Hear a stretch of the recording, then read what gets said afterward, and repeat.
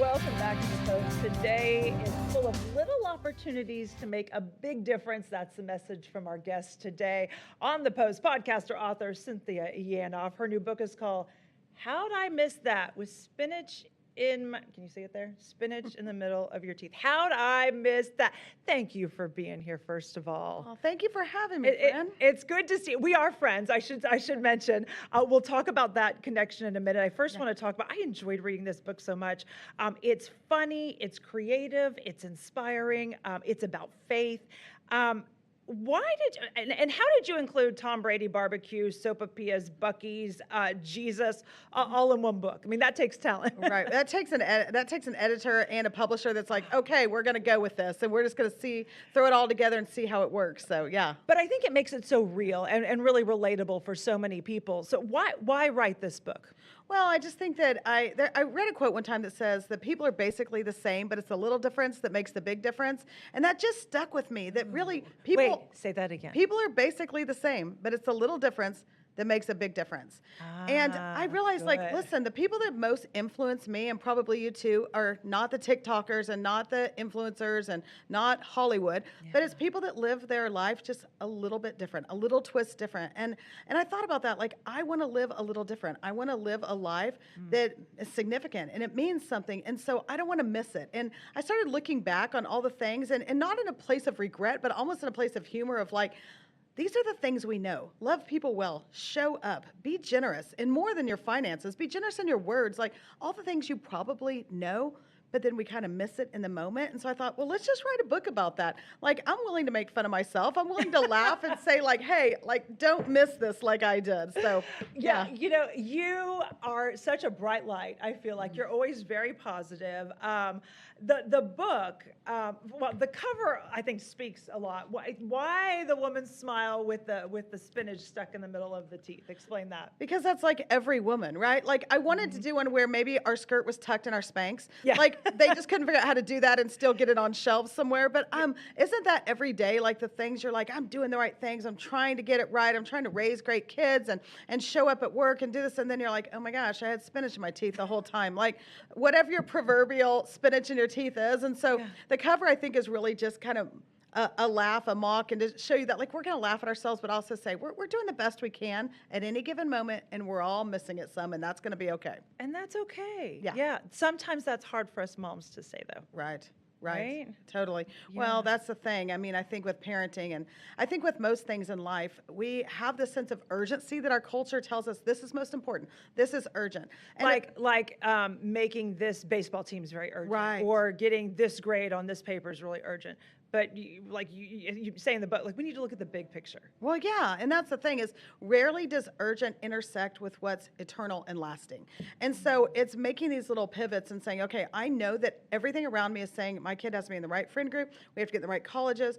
We have to have a retirement fund. We need to live in the right zip code. Like, all this is urgent, and I'm just saying, like, at the end of the day, like on the deathbed, is that going to be the thing that was urgent? Like, what's urgent is how we live each day, how we love people well, how we show up.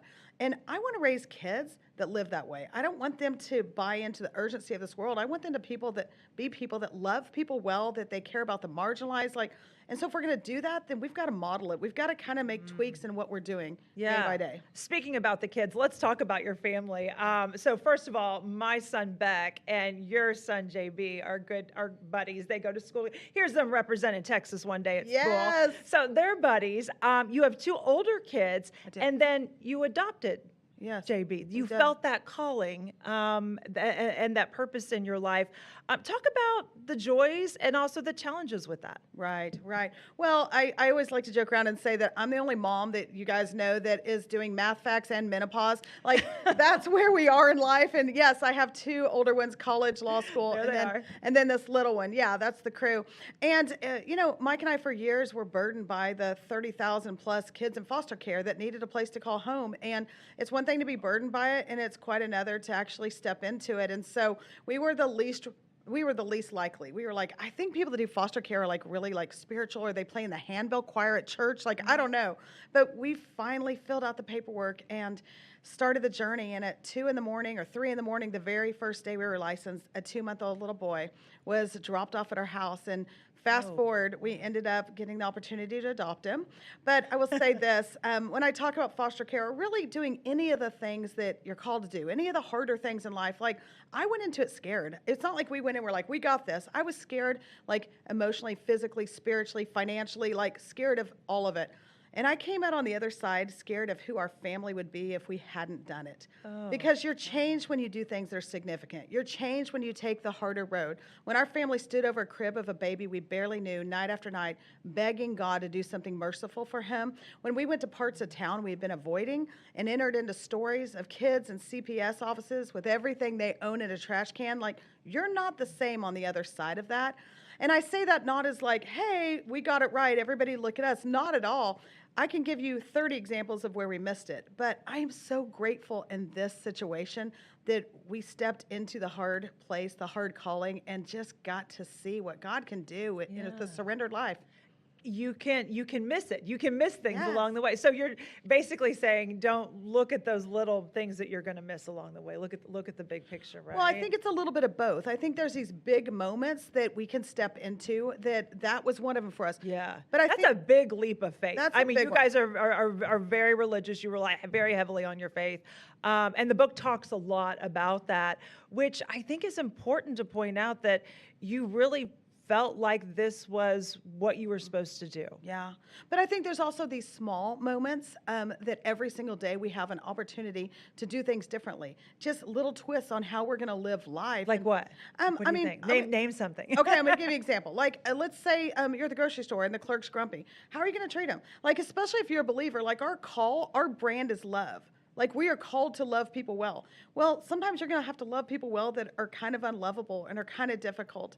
I think of another example with my little one, and I have a picture of him. They just went on a field trip, and some mom had posted on one of the apps all the pictures, and all the kids are surrounding each other on the bus. Like, they're Okay. on the seats. Like, they're all crowded together. And I'm scrolling down looking for my son, and I finally find the picture, and he's sitting by himself. Oh, and we have a And picture. Here's I a have picture like of JB. the most gutting moment of like, oh my gosh, like every kid is crowded around except mine's by himself. But here's what I kept thinking, like, if only people understood, if they could see him how I see him, if they could see the story of a kid who came from a really hard background with who knows what in utero, and how God somehow moved him to our house, and now at this point he struggles socially, and he struggles with speech, and he struggles academically. But if you could only see a story like I do, and you could see that I believe God will use him mightily, there would not be a spot anywhere near his bus seat. Everybody would want to be a part of that. And I tell you that not like, oh, I feel bad for my child, but listen, we're in a culture where we are walking around with people that are sitting alone on a bus seat that have big stories, and they need people to step into hard stories. And that's an example of one way today. You can be annoyed with the person. You can think, they're not my people. They don't look like me. They don't vote like me. They don't act like me. Or you can say, listen, every single one of us is walking around with a story.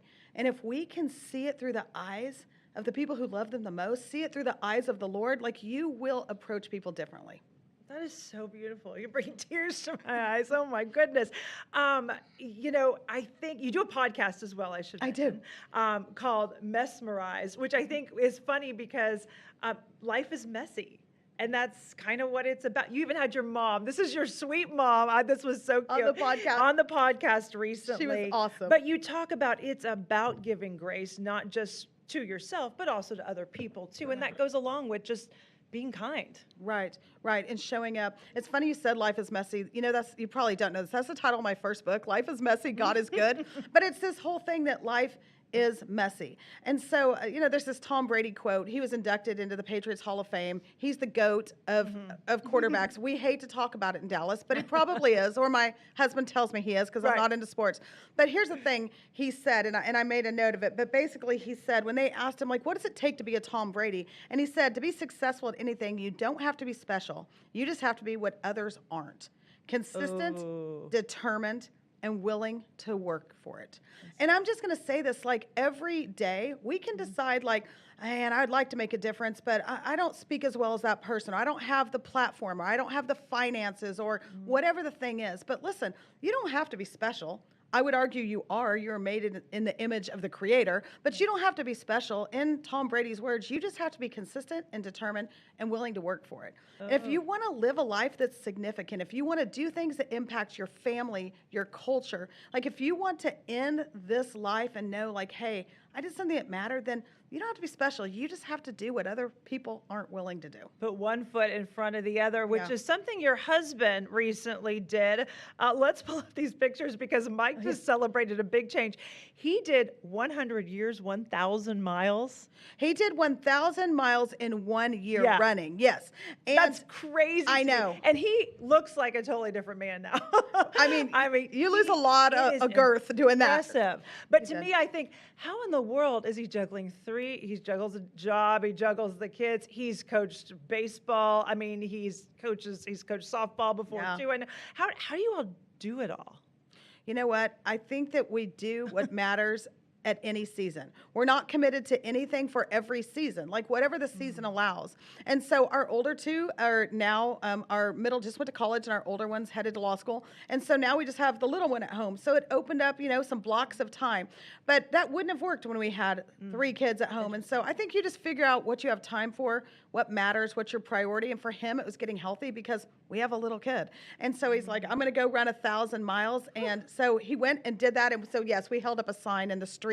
It wasn't a lot of fanfare, everybody. It was kind of like, here's a homemade sign, run through our ribbon and call it. But really, that's what the book is about, not taking yourself too seriously and just trying to put one foot in front of the other and right. doing the best you can. That's huh? right. Okay, so the book is called How'd I Miss That? Trust me, you'll love it. There's some great stories. You are good at making fun of yourself. Okay, good. I have to be. There's a lot to make fun of. There's some sweet stories. How'd I Miss That? You can find it on Amazon. Great reviews, by the way. You've got like 5 stars and more than 40 reviews now, so definitely great. The podcast is called Mesmerized. Mesmerized, yeah, with 2 S's. Mesmerized, yeah. Cynthia Yanof, thank you so much for being here. Thanks for all that you do and just being a bright light. It's so funny because I met her and I'm like, this woman is whatever aura she has around, she is just such a bright light and so bubbly. And then I heard she's an author and a podcaster and speaks at goes around the country speaking at different events. I thought, well, of course she is. Of course. Well, thank you. Thanks. I'm proud to be your friend, and I love all you're doing, so thanks for having me. Oh, well, thanks.